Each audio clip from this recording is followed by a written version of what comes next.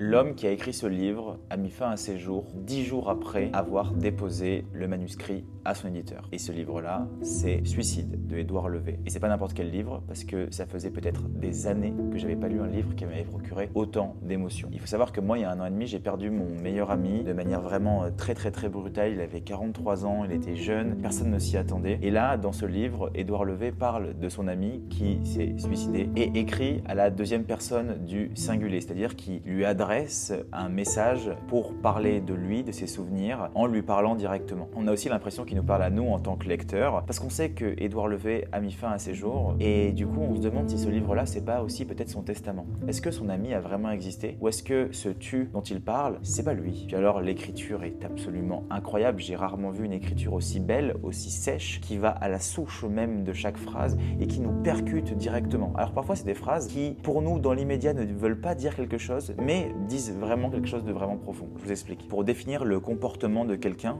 il l'identifie comme ça, en disant « Tu lisais debout dans les librairies plutôt qu'assis dans les bibliothèques ». Et ça en dit long sur l'identité d'une personne. Dans un autre endroit, il dit « Tu prenais l'ascenseur pour descendre, mais pas pour monter ». Et vous voyez, toutes ces constructions littéraires nous donnent énormément d'informations sur l'identité d'une personne, qui peuvent être interprétées de 1000 manières différentes, mais qui vient toujours à l'essentiel, c'est qu'on parle d'un homme qui a mis fin à ses jours. Et puis alors, il y a une phrase qui est absolument monumentale, écoutez bien. « Tu ne t'étonnais pas de te sentir inadapté au monde, mais tu t'étonnais que le monde ait produit un être qui y vive en étranger. » Voilà.